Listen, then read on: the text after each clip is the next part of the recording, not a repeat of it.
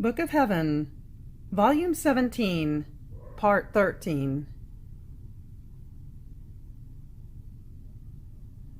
June 18th, 1925. How all things contain the seed of regeneration. How the divine will must regenerate in the human will in order to turn it into divine. I was fusing myself in the holy divine volition, according to my usual way, and as that immense empty space of the most holy supreme will came before my mind, I thought to myself, how can it ever be that this void shall be filled by the requital of the human acts done in this adorable divine will?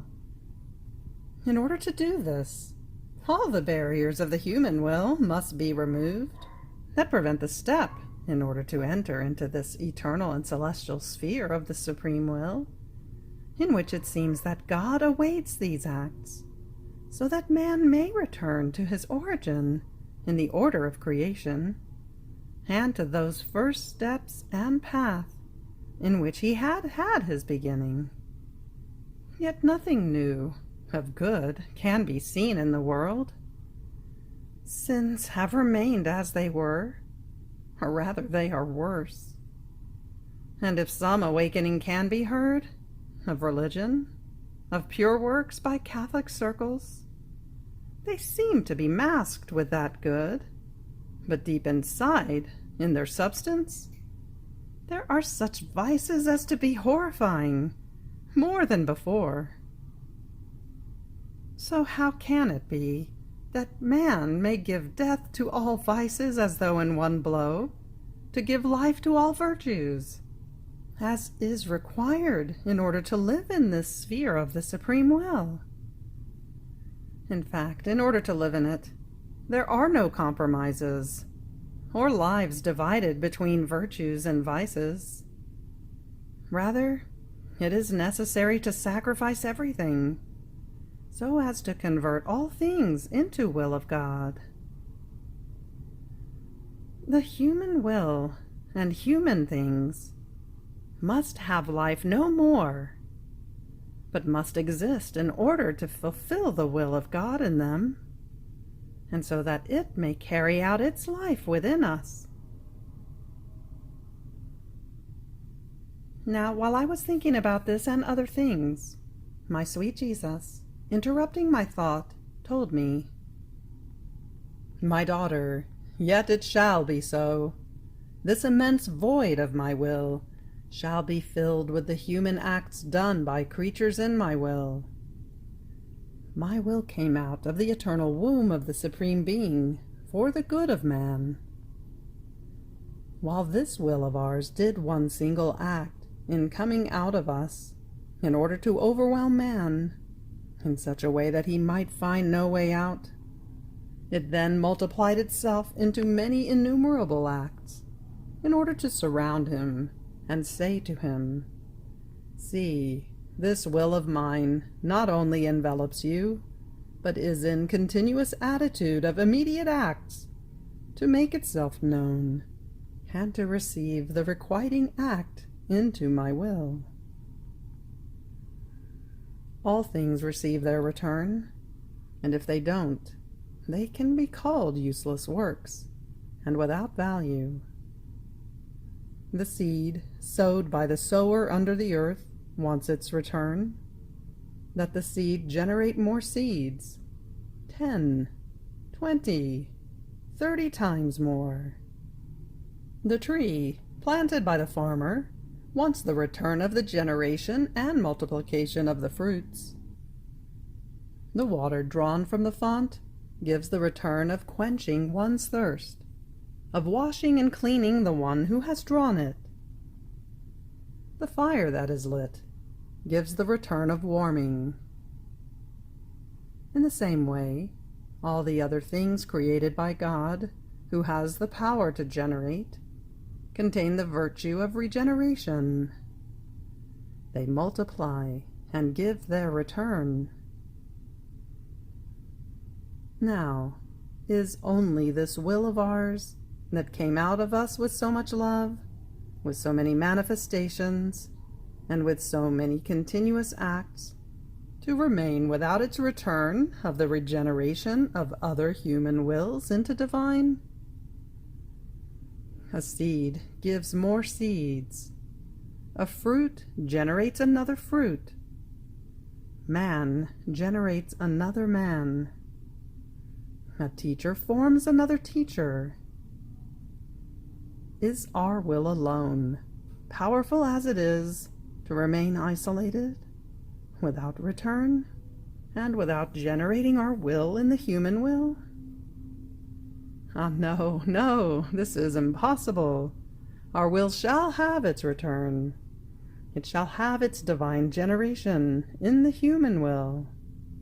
More so, since this was our first act for which all things were created, that our will transform and regenerate the human will into divine.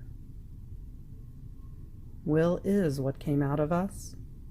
Will is what we want.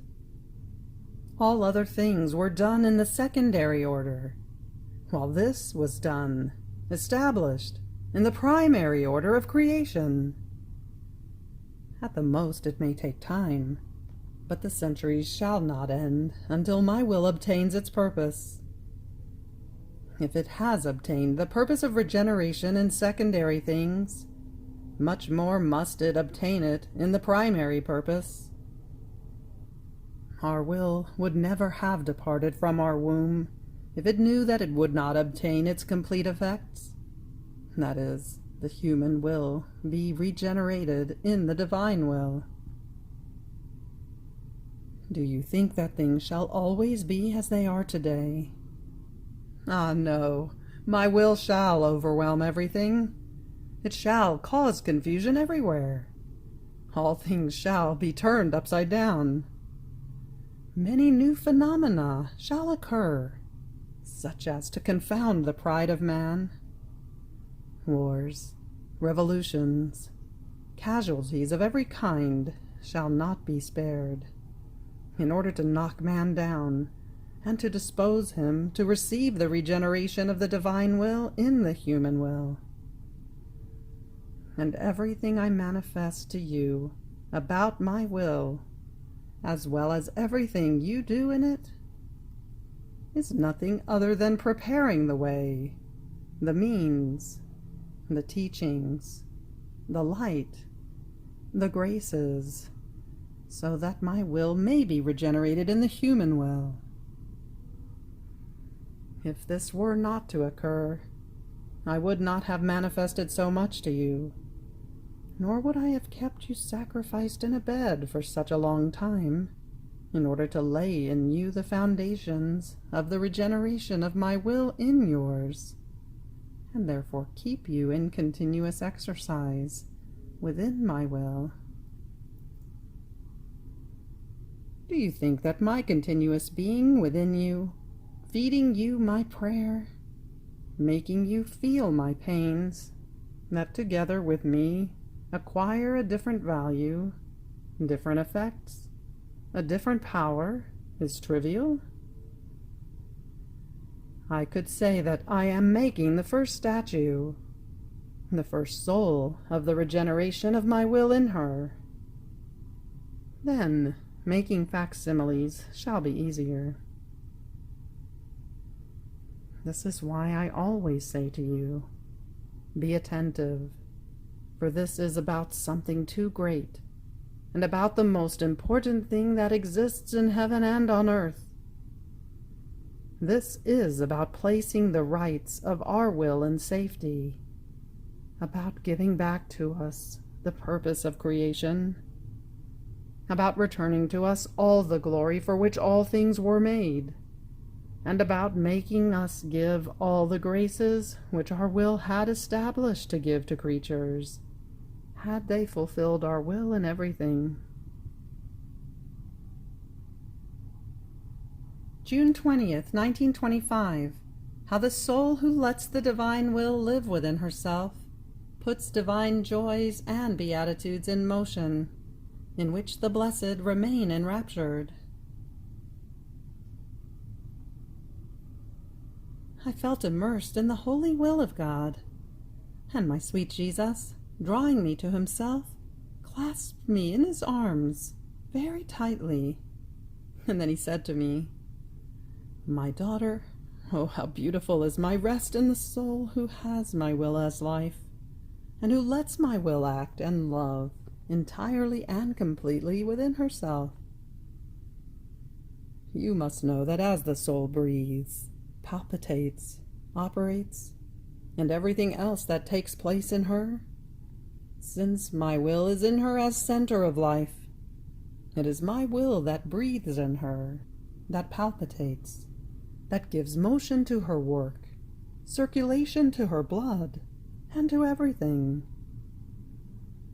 Now, since this will is the same as that which the three divine persons have, it happens that they feel within themselves the breath of the soul, her heartbeat, her motion. Also, every time our will decides to do an act, it makes new joys, new beatitudes, new happinesses come out of us, that harmonizing everything among the divine persons, form immense seas of new happinesses, that enveloping all the blessed, cause them to remain enraptured within these joys, and to be shaken by this rapture, when our will wants to form more acts of will in order to delight us and make us issue more beatitudes. And while they are shaken, they remain yet more strongly enraptured within our immeasurable beatitudes. Now, because of this, the soul who lets our will live within herself reaches such a point that as she lets it operate, she gives us the occasion to put our beatitudes, the harmonies, and the infinite joys of our love in motion. She makes us issue new beauties of ours. Our will operating in the creature is so very pleasing, tender, and lovable to us. It gives us new surprises. It puts our things in motion to give us the return of our glory, of our love, of our happinesses. And all this by means of the creature who has given the place within herself to let our will live. How not to love this birth from our will? More so since our will renders this creature more lovable, gracious, beautiful to us, in such a way that in no one else do we see her prerogatives.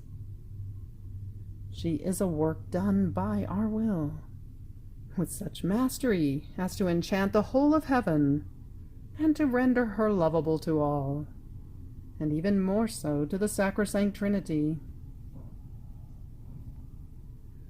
And while he was saying this, he clasped me more tightly, and letting me place my mouth in his heart, he added, "You too, drink our beatitudes in large gulps. Satiate yourself as you want, and as much as you want." June 25th, 1925. How pains and crosses open the doors to new manifestations, to more secret lessons, to the greatest gifts. In order to live in the divine will, the soul must sacrifice everything. But everything is in understanding the great good that comes to her by doing the divine will and living in it.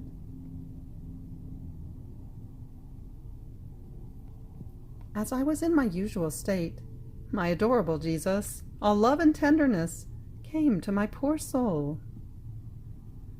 First he placed himself near me, and he fixed on me as if he wanted to tell me many things. But he wanted to expand my intelligence, because it was incapable of receiving and comprehending what he wanted to tell me. Then he laid himself over my whole person, and he hid me under himself. He covered my face with his, my hands and my feet with his. It seemed to me that he was all attentive on covering me and hiding me under himself, so that nothing of myself might appear any more. Oh, how happy I felt, all hidden and covered by Jesus. I could see nothing but Jesus. Everything had disappeared from me. The joys, the happiness of his lovable presence had all come back, as if by magic, to live again in my poor heart. Pain had been banished from me, nor did I remember his privation any more, that had cost me mortal pains. Oh, how easy it is to forget everything while being with Jesus. Now, after he kept me all covered and hidden within himself for some time, to the point that I thought he would never leave me again, I heard him call the angels, the saints, to come and see what Jesus was doing with me, and the way he kept me covered under his adorable person. Then afterwards he shared his pains with me, and I let him do everything. Even though I felt as though being crushed by those pains, I felt happy, and I experienced the joys that the divine will contains when the soul abandons herself in it, even while suffering. Then, after he made me suffer, he told me, "My daughter, my will wants to give itself to you more and more, and in order to give itself more, it wants to make itself understood more. And in order to render what it manifests to you more stable, safer, more estimable, it gives you new pains, so as to dispose you more, and to prepare in you the empty space in which to place its truths. It wants the noble cortege of pain, in order to be sure about the soul, and to be able to trust her. It is always pain and crosses that open the doors to new manifestations, to more secret lessons, to the greatest gifts which I want to place in you. In fact, if the soul bears my suffering and sorrowful will, she shall become capable of receiving my delighting will, and shall acquire the hearing in order to understand the new lessons of my will. Pain shall make her acquire the celestial language in such a way that she shall be able to repeat the new lessons she has learned." On hearing this, I said to him, "My Jesus and my life, it seems to me that it takes complete sacrifice in order to do your will and live in it. At first sight it seems nothing, but then in the practice it seems difficult. Not having a single breath of one's own will, even in holy things, in good itself, seems to be too painful for the human nature. Therefore, shall souls never be able to come to living in your will with the complete sacrifice of everything?" And Jesus added, "My daughter, everything is in understanding the great good that comes to her by doing my will, what this will is that wants this sacrifice, and how this will does not adapt itself to mixing and living with a low, small, and finite will. It wants to render the acts of the soul who wants to live in my will eternal, infinite, and divine. And how can it do this, if she wants to put in the breath of her human will, be it even a holy thing, as you say? It is always a finite will. And then the living in my will would no longer be a reality, but a way of speaking. On the other hand, the office of my will is total dominion, and it is right that the little atom of the human will be conquered, and that it lose its field of action in my will. What would you say if a little lamp, a match, or a spark of fire wanted to enter into the sun to make its own way and form its field of light and of action in the center of the sun? If the sun had reason, it would become indignant, and its light and heat would annihilate that little lamp, that match, that spark, and you would be the first one to mock them, condemning their boldness in wanting to form their own field of action within the light of the sun. Such is the breath of the human will within mine, even in good. Therefore be attentive, so that in nothing may your will have life.